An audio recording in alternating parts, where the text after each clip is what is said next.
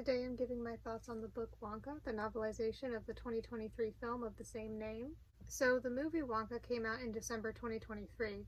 I saw it at the theater in January and I absolutely loved it. I thought it was a great, delightful film and it meant so much to me. I got it on DVD when it came out and have watched it twice since then. And reading this book has really made me want to watch the movie again, so maybe that gives you an idea on how good I thought it was. I saw there was a book written to go along with it, so this isn't a case where there was a book first and then there was a movie adaptation based on it.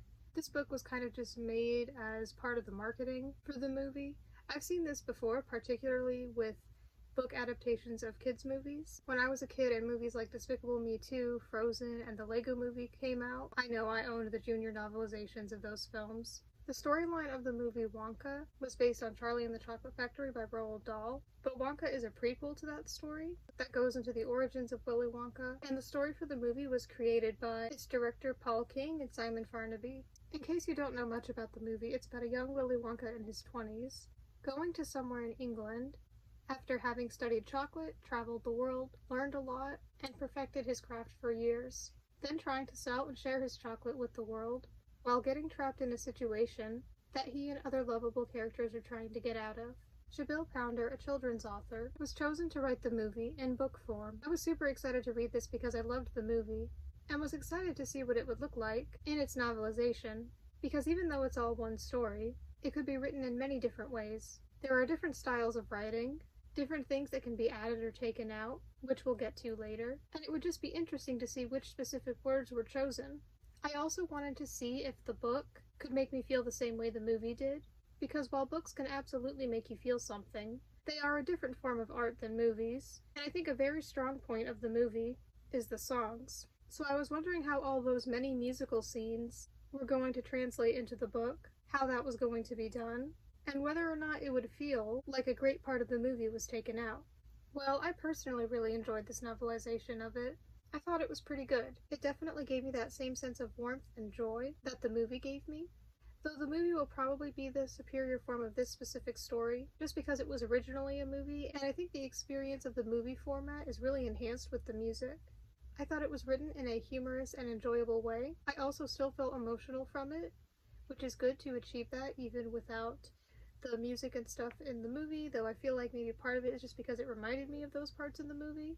And the book absolutely reminded me of how the movie made me feel. I think that in book form as well, it's still a really nice, fun, heartwarming, emotional, funny, imaginative story that really puts an emphasis on using your imagination and the power that that can bring you. For the most part, it's written normally, but on most of the pages, some of the words are written in a bold, zany way, like, "It was so thick and delicious, it felt like being swept up in the most scrumptious cloud. The coat came with a tall hat." I guess that's just to add to the fun nature of it, and I think it fits well. I don't mind it, it was certainly unique, just something I wanted to add in there. I think it fits with the story.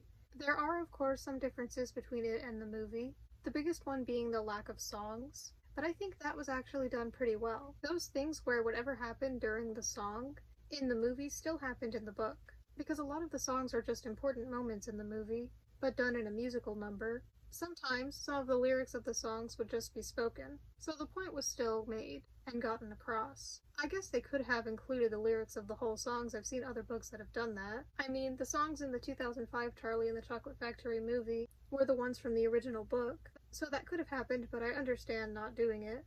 And that seemed more practical anyway. Not that this story is super practical in the first place, though. I do think that it could have done better with pure imagination at the end, because the song wasn't really hinted at very well in the book. And I think especially because that's a redoing of a song that was in the original Willy Wonka and the Chocolate Factory, and such an important and iconic part of the story because, again, a lot of this story is about using your imagination to get through hard times and to get yourself out of difficult situations and to help people and make the world a better place. I feel like that could have been done better in the book, but it was fine. Again, that's just an example of how the movie has the advantage of the songs in full. A strength that I think this book has is that while not every single thing from the movie is included or mentioned, such as every piece of dialogue, though I'd say most everything is in it, there are some extra things. There is some extra added dialogue and exposition at times, which I think helps add on to the story. and gives us more to work with. I thought it was interesting to see those lines that weren't in the film, just some little extra things here and there that we get to see. There is a particular scene at the end, which was not at all included in the movie.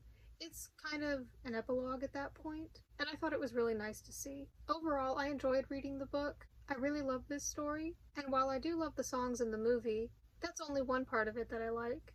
I like many other things about it as well, and I think the book was able to capture those things. I think putting the story into book form worked well, and I think the author did a good job with it. If you've seen the movie and read the book, let me know your thoughts on it and if you feel like it was a good novelization.